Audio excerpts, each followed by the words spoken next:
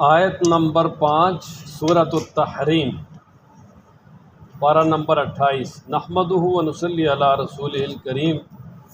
اما بعد، اعوذ باللہ من الشیطان الرجیم، بسم اللہ الرحمن الرحیم۔ عسیٰ ربہ ان طلقکن ان یبدلہ ازواجا خیرا منکن مسلمات مؤمنات قانتات تائبات عابدات سائحات ثیبات وابکارا۔ صدق اللہ العظیم۔ اس سے پہلے واقعہ تحریم بیان کیا کہ جس کی وجہ سے نبی پاک صلی اللہ علیہ وسلم نے شہد استعمال کرنے سے قسم اٹھا لی تھی، اور پھر اس پہ جو ہے نا وہ اس کی پوری حقیقت بیان کرنے کے بعد یہ جو آج کے درس میں پہلی آیت ہے، اس آیت مبارکہ میں ازواج مطہرات کو تنبیہ کی گئی کہ اے نبی پاک صلی اللہ علیہ وسلم کی ازواج مطہرات، تم یہ نہ سمجھنا کہ نبی پاک صلی اللہ تعالیٰ علیہ وآلہ وسلم کے گھر کی رونق صرف تمہارے ساتھ ہی منحصر ہے، تم ہوگی تو رونق ہوگی، تم نہیں ہوگی تو گھر آباد نہیں ہوگا۔ فرمایا ایسا نہیں ہے، بلکہ بات یہ ہے کہ اگر نبی پاک صلی اللہ تعالیٰ علیہ وآلہ وسلم آپ لوگوں کو اپنے سے الگ کر دیں، طلاق دے دیں، تو اللہ تبارک و تعالیٰ جو ہے آپ سے جو ہے نا وہ بہتر عورتیں نبی پاک صلی اللہ علیہ وسلم کو عطا کر دیں گے، ایسی عورتیں جو کہ 7 صفات والی ہوں گی۔ آگے 7 صفات بیان فرمائی ہے، اور کسی بھی عورت میں اگر یہ 7 صفات ہوں تو وہ دنیا کی اعلیٰ ترین عورت ہے۔ اس لیے فرمایا کہ تم یہ نہ سمجھنا، یہ تو اللہ تعالیٰ کا بڑا کرم ہے، فضل ہے کہ اللہ تعالیٰ نے آپ کو نبی پاک صلی اللہ علیہ وسلم کا ساتھ دیا، اور آپ علیہ الصلوۃ والسلام کی تمہیں صحبت نصیب ہوئی، اور سب سے قریبی صحبت، بیوی سے قریب کوئی بھی نہیں ہو سکتا۔ قرآن مجید نے مثال دی، انتم لباس لہن ہن لباس لکم وانتم لباس لہن، وہ تمہارا لباس ہیں، تم ان کا لباس ہو۔ کہ جس طرح لباس جسم کے سب سے زیادہ قریب ہوتا ہے، لباس اور جسم میں کوئی پردہ نہیں ہوتا، اسی طرح میاں بیوی میں کوئی پردہ نہیں ہوتا، تو سب سے قریب رشتہ اللہ تعالیٰ نے آپ کو دیا نبی پاک صلی اللہ علیہ وسلم کے ساتھ، تو فرمایا اس پہ اللہ کا شکر ادا کریں، اور اللہ تبارک و تعالیٰ کی یہ بہت بڑا کرم ہے۔ تو فرمایا اگر ایسا اگر نبی پاک صلی اللہ تعالیٰ علیہ وآلہ وسلم کی منشا کے مطابق اگر آئندہ آپ نے ایسا کام کیا تو پھر نبی پاک صلی اللہ علیہ وسلم کے ساتھ سے معرومی ہو سکتی ہے۔ تو اس نے فرمایا کہ اس پہ بہت ہی زیادہ محتاط رہنا ہے، اور پھر اس کے بعد ازواج مطہرات بہت ہی زیادہ محتاط رہیں، نبی پاک صلی اللہ علیہ وسلم کے ساتھ بڑی محتاط زندگی گزاری۔ تو جو صالحات اور نیک عورتیں ہیں، قرآن مجید نے یا ان کی 7 صفات بیان فرمائیں۔ فرمایا کہ مسلمات، ایک تو یہ کہ پہلی صفت یہ ہے کہ فرمایا وہ اسلام لانے والی ہوں گی، یعنی مکمل طور پہ اللہ اور اس کے رسول کی تابعداری کرنے والی ہوں۔ اسلام کہتے ہیں نا ظاہری تابعداری کو، اس میں تمام احکامات پہ عمل کرنا۔ اور دوسری صفت فرمایا کہ مومنات، وہ مومنہ ہوگی، یعنی یہ نہیں کہ بھئی ظاہری جو ہے نا وہ تابعداری ہوگی، اصل میں اندر بھی ایمان ہوگا۔ وجہ یہ کہ اگر اندر ایمان نہ ہو، ظاہری تابعداری، وہ تو منافقت بن جاتی ہے۔ اس لیے فرمایا کہ مسلمات مومنات، کہ وہ ایماندار بھی ہوں گی، اندر سے بھی اللہ اور اس کے رسول کے ساتھ محبت کرنے والی، اور اللہ تبارک و تعالیٰ کی طرف سے جو ایمانیات بھیجے گئے ہیں ان تمام کو ماننے والی ہوں گی۔ حالانکہ ایمان پہلے ہے، اسلام بعد میں ہے، پہلے ایمان لاتا ہے انسان تو پھر اعمال کرتا ہے نا، اسلام نام ہے نا اعمال کا۔ تو یہاں اعمال کی اہمیت کو واضح کرنے کے لیے اس کو پہلے ذکر کیا ہے۔ اور اسی طرح تیسری صفت بیان فرمائی قانتات، وہ اطاعت شعار ہوں گی، یعنی نبی پاک صلی اللہ علیہ وسلم کی ہر بات میں اطاعت کرنے والی ہوں، کوئی کبھی نافرمانی کرنے والی نہیں ہوں۔ اور تائبات، فرمایا کہ توبہ کرنے والی ہوں گی۔ یہ توبہ کرنے والا ہونا یہ بھی اللہ تبارک و تعالیٰ کی طرف سے ایک بہت بڑا انعام ہے۔ قرآن مجید میں جا بجا جہاں مومنوں کی صفت بیان کی گئی ہے تو وہاں پر یہاں توبہ کرنے کا خاص طور پہ ذکر ہے۔ جیسے پیچھے اللہ تعالیٰ نے مومنین کی صفات بیان کی، اس میں بھی التائبون العابدون السائحون، اور اسی طریقے سے یعنی یہ گویا کہ مومن کی صفات میں سے ہے کہ مومن کو ہمیشہ جو ہے نا وہ توبہ کرنے والا اور اپنے رب کی طرف رجوع کرنے والا ہونا چاہیے۔ کیونکہ توبہ کا معنی یہ تاب یتوب توباً، لوٹنا، واپس آنا، رجوع کرنا، متوجہ ہونا۔ تو توبہ کا مطلب یہی ہے کہ انسان سے پہلے تو گناہ ہو ہی نہ، اگر گناہ سرزد ہو بھی جائے تو اس پہ انسان جو ہے نا وہ ڈٹ نہ جائے، بلکہ فوراً اللہ تبارک و تعالیٰ کی طرف متوجہ ہو جائے۔ جیسے دیکھو نا، آدم علیہ السلام سے خطا ہوئی، فوراً آدم علیہ السلام نے اللہ کی طرف رجوع کیا، ربنا ظلمنا انفسنا، اللہ تعالیٰ نے معاف کر دیا۔ لیکن شیطان جو ہے اس نے غلطی کی اور ڈٹ گیا، تو اللہ تعالیٰ نے اس کو جو ہے وہ اپنے دربار سے ہی نکال دیا، ہمیشہ کے لیے محروم کر دیا۔ تو اس لیے توبہ یہ مومن کی صفت ہے، مومن کی خاص صفات میں اس کو بیان کیا ہے۔ اور بلکہ اللہ تبارک و تعالیٰ یہاں تک ارشاد فرماتے ہیں الا من تاب و آمن و عمل عملا صالحا فاولئک یبدل اللہ سیئاتہم حسنات، جو توبہ کر کے اچھے کام کرنا شروع کر دیتا ہے اللہ اس کے گناہوں کو بھی نیکی میں بدل دیتا ہے۔ یعنی یہ توبہ اللہ کو اتنی زیادہ پسند ہے، تو اس لیے یہاں بھی صفت بیان فرمائی نے کہ التائبات، وہ توبہ کرنے والی ہوں گی، رجوع کرنے والی ہوں گی۔ اور امام قرطبی رحمۃ اللہ علیہ لکھتے ہیں یہاں پر کہ کہتے ہیں یار توبہ جو ہے نا یہ مومن کا دائمی وصف ہونا چاہیے، ہر معاملے میں تھوڑی سی بھی غلطی ہو تو فوراً اللہ کی طرف رجوع کر لے، ہر معاملے میں جہاں بھی سمجھے کہ بھئی تھوڑی سی غلطی ہو گئی فوراً چونک جائے اور اللہ کی طرف رجوع کر لے، وہ انسان ناکام نہیں ہے۔ اور پانچویں صفت بیان فرمائی عابدات، وہ عبادت کرنے والی ہوں گی، اس سے مراد نماز، روزہ، حج، زکوٰۃ، اس طرح کی عبادات، انہیں اپنے نفس کو جو ہے وہ اللہ تبارک و تعالیٰ کی اطاعت کی طرف لانے والی ہوں۔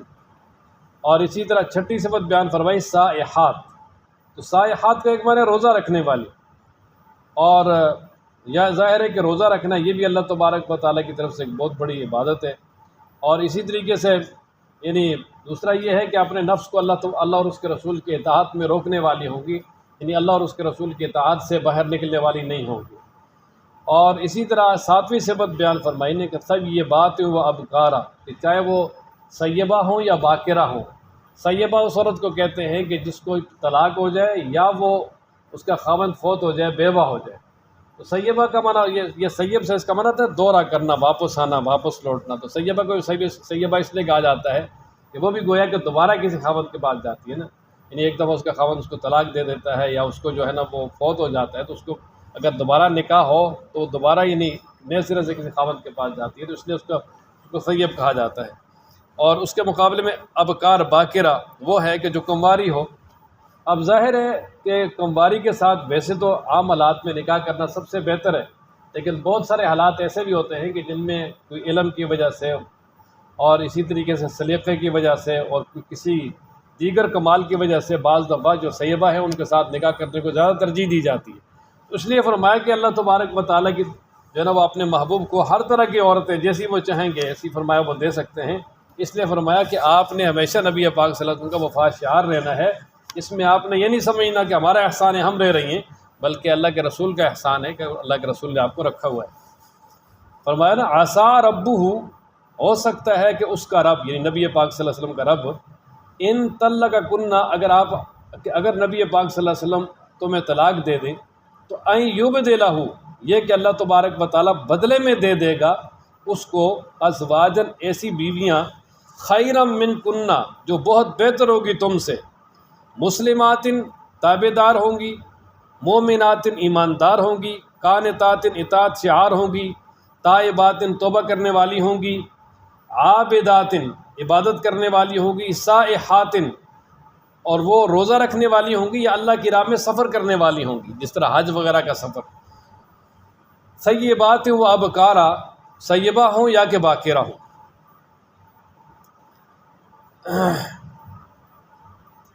حدیث مبارکہ میں ایک واقعہ لکھا ہے بنی اسرائیل کا، اور واقعہ ہے بڑا دلچسپ ہے۔ بنی اسرائیل کا ایک شخص تھا،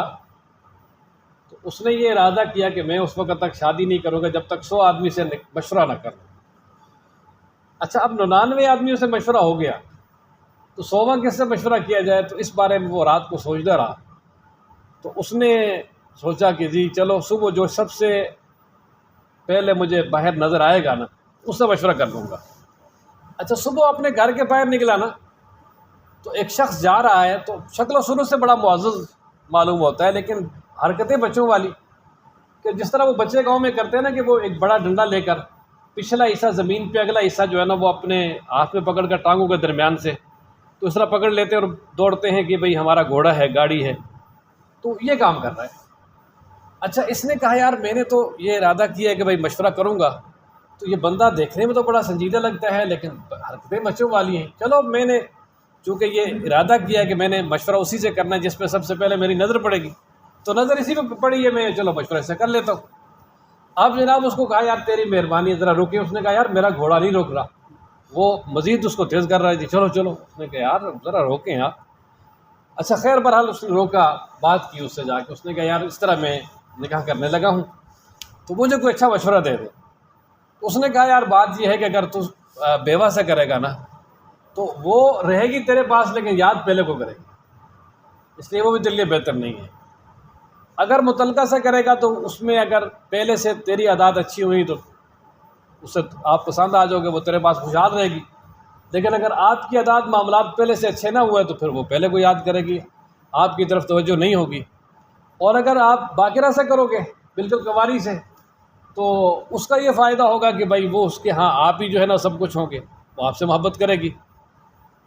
تو بس یہ بات کہہ کے پھر اس نے اپنا وہ گھوڑا تیز کر لیا۔ اس نے کہا یار بندے نے بات تو صحیح کی، اور یہ دیکھنے میں کیسا معلوم ہو رہا ہے جی، بڑا یعنی وہ معلوم ہو رہا ہے کہ یہ اس کا دماغ ٹھیک نہیں ہے۔ تو خیر پھر اس کو آواز دی یار کہ آپ مہربانی کریں، آپ نے گھوڑا ٹھہرائیں، مجھے میری بات ایک اور سن لیں۔ خیر اس کے پاس وہ گیا تو اس نے کہا یار آپ کی باتیں تو بڑی سمجھداروں والی ہیں، تو یہ حرکتیں آپ کی بچوں والی ہیں، کیا مسئلہ ہے؟ اس نے کہا اگر کسی کو بتائے گا نہیں تو پھر آپ کو بتاتا ہوں۔ اس نے کہا جی میں نہیں بتاؤں گا۔ اس نے کہا یار بات یہ ہے کہ نبی پاک صلی اللہ علیہ وسلم نے اس وجہ سے یہ حدیث یہ بات سنائی ساری، اگلی جو بات آ رہی ہے کہ میں نے سنا ہے کہ وقت کے بادشاہ نے مجھے چیف جسٹس بنانے کا ارادہ کیا ہے۔ کیا بنانے کا جی؟ چیف جسٹس کا عہدہ دینے کا ارادہ کیا ہے، اور سارا فیصلہ ہو چکا ہے۔ تو اب مسئلہ یہ ہے کہ اگر میں چیف جسٹس بن گیا تو میں بادشاہ کی مرضی کے مطابق فیصلہ کروں گا تو یہ تو راضی ہوگا لیکن وہ ناراض ہوگا اللہ تعالیٰ، اور اگر میں اس کی مرضی کے مطابق فیصلہ کروں گا تو پھر یہ ناراض ہوگا تو میری جان جائے گی۔ تو اس لیے میں نے یہ کام شروع کیا تاکہ وہ کہیں یار وہی پاگل گیا ہے اور کسی اور کو بنا دے۔ یعنی آپ علیہ السلام نے فرمایا کہ بھئی عہدے سے بھاگنا چاہیے، حد الوسع، خاص طور پہ جو ہے نا وہ آپ علیہ السلام نے یہ بھی فرمایا نا کہ جس کو قاضی بنایا گیا نا اس کو جو ہے نا وہ کند چھری کے ساتھ ذبح کیا گیا، اس لیے کہ اس پہ بڑی ذمہ داری آ گئی نا جی۔ تو اس لیے یہ نبی پاک صلی اللہ علیہ وسلم نے حدیث سنائی کہ بھئی عہدہ جو ہے نا وہ اگر اہلیت ہو بھی تو اس میں یعنی دیکھنا چاہیے، اس سے بچنا چاہیے۔ اگر بھاگ کے لوگے تو اس میں تمہارے لیے مدد نہیں ہوگی، اگر خود تمہارے سپرد کیا جائے گا تو پھر اس میں مدد بھی ہو جائے گی۔ تو خیر بہرحال اس نے وہ عہدہ قبول کرنے سے اس لیے انکار کیا۔ امام ابو حنیفہ رحمۃ اللہ علیہ کو قضات کو عہدہ دے رہے تھے، انہوں نے نہیں لیا، اسی لیے جیل سے جنازہ اٹھے، اور ان کو اسی وجہ تھی بھائی اگر بادشاہوں کے مطابق فیصلہ کروں گا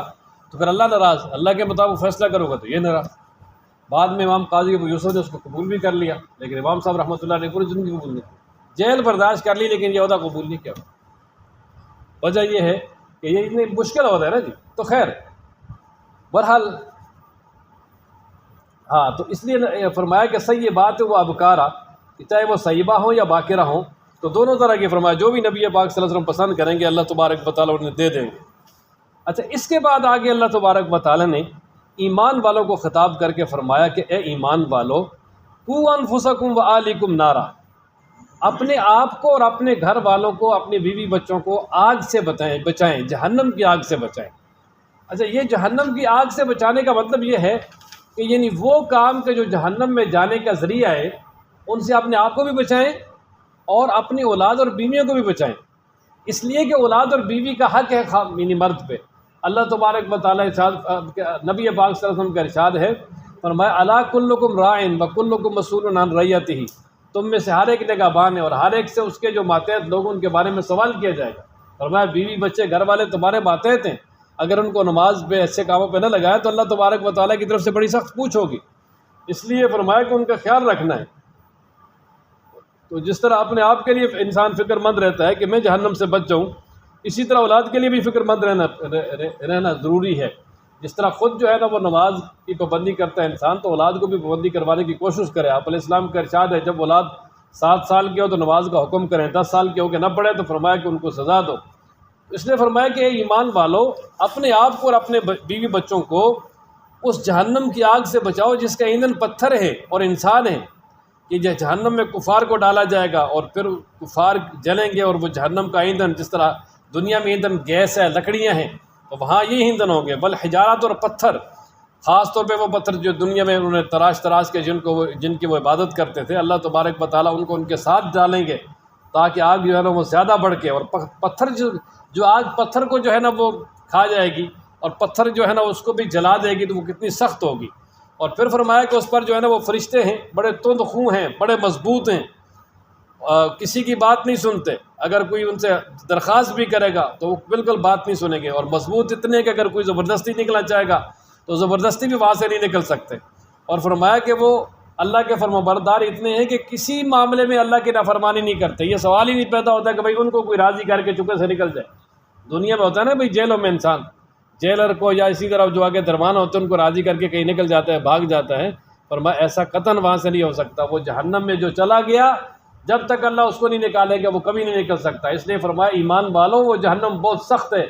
اپنے آپ کو، اپنے بیوی بچوں کو، اپنے گھر والوں کو اس جہنم سے بچاؤ، یعنی اس سے بچانے کے لیے جو اعمال ہیں وہ کرو، یعنی اچھے کام کرو، برے کاموں کو چھوڑ دو۔ فرمایا نا یا ایھا الذین، اے وہ لوگو آمنو جو ایمان لائے، قو بچاؤ، انفسکم اپنے نفسوں کو، واہلیکم اور اپنے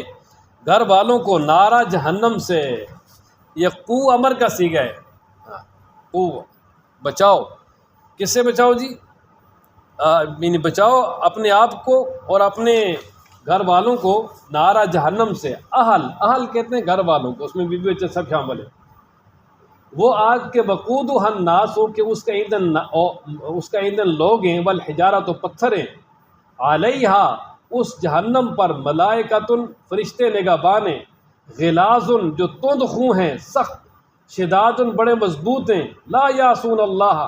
وہ نہیں نافرمانی کرتے اللہ تعالیٰ کی، ما اس کی، امرہم جو اللہ ان کو حکم دیتا ہے، ویفعلون اور وہ کرتے ہیں، ما یؤمرون جو ان کو حکم دیا جاتا ہے۔ یا ایھا الذین کفروا، اچھا اب قیامت والے دن کفار جو ہے نا وہ اللہ تعالیٰ کے دربار میں معذرت کریں گے اور عذر پیش کریں گے، انہیں جھوٹے بہانے لگائیں گے کہ دنیا میں ہمارے ساتھ یہ ہو گیا، ہم نے اس لیے گناہ کیا ہے، اس لیے کیا ہے، اس لیے ہم نے کفر کیا ہے، ہمیں جو ہے نا وہ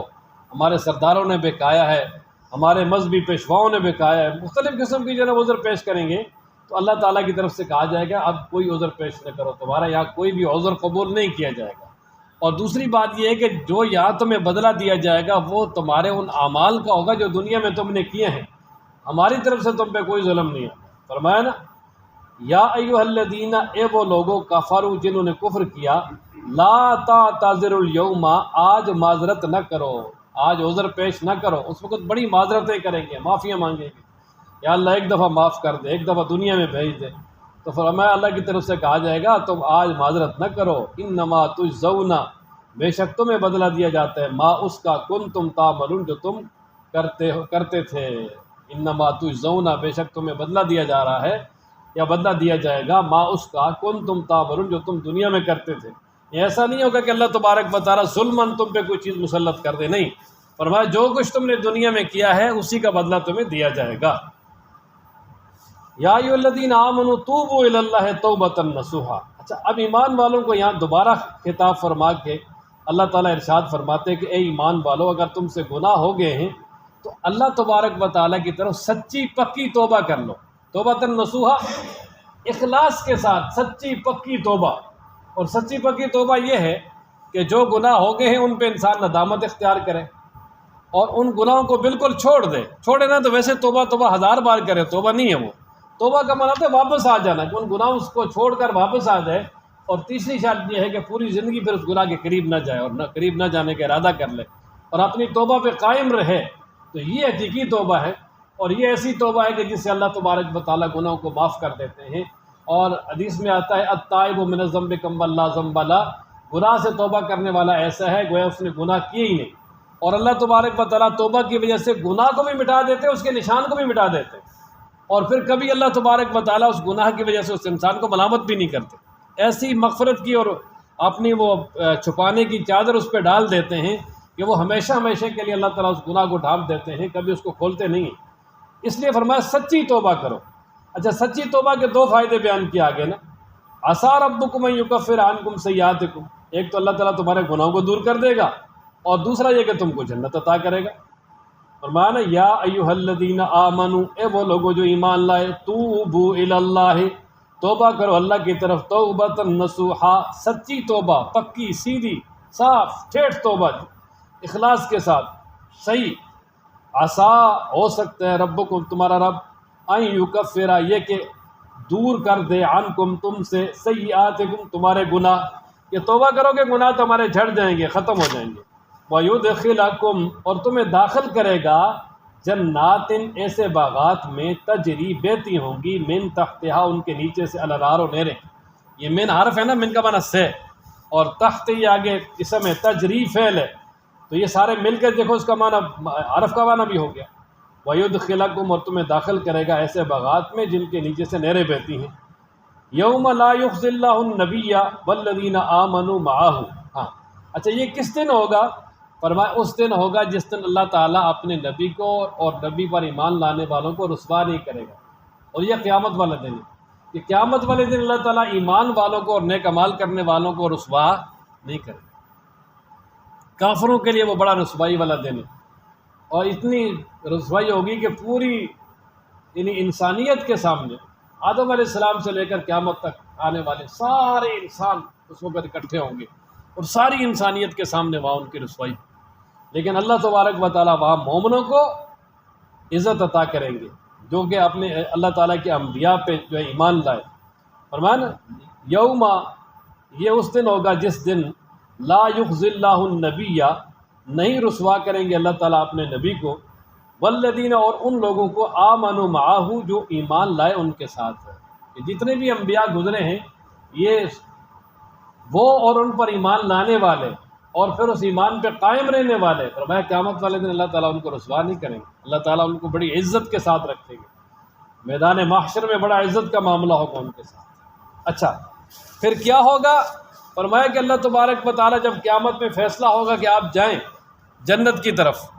اور کفار کو کے لیے منافقین کے لیے جب فیصلہ ہوگا کہ آپ جہنم کی طرف جائیں، تو وہ راستہ ایک ہی ہوگا۔ اب جب جائیں گے ایمان والے تو ایمان والوں کو اللہ تبارک و تعالیٰ روشنی عطا کریں گے ان کے ایمان کی اور نیک اعمال کی۔ ایمان کی روشنی آگے آگے ہوگی، نیک اعمال کی دائیں طرف ہوگی، اور اس روشنی کے اندر جو ہے نا وہ چلتے جائیں گے اور جاتے جاتے پل صراط کراس کر کے سیدھے جنت میں چلے جائیں گے۔ لیکن اس کے ساتھ جو کفار و منافقین ہوں گے وہ آگے چلتے جائیں گے اور پل صراط سے جہنم میں گرتے جائیں گے اور وہاں ہی رہیں گے۔ تو یہ جو ایمان اور نیک اعمال کی روشنی ہے یہ اللہ تبارک و تعالیٰ کی طرف سے بڑا انعام ہوگا،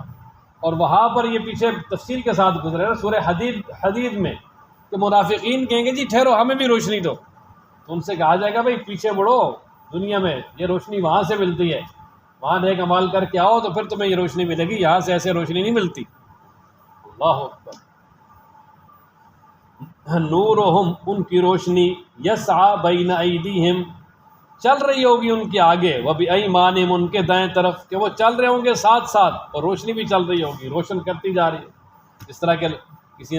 گاڑی کی لائٹیں ہیں یا انسان کے پاس بڑی ٹارچ وغیرہ ہو، اندھیرے میں چل رہا ہو تو وہ راستہ روشن کرتی جاتی ہے، انسان چلتا جاتا ہے۔ اچھا جب دیکھیں گے نا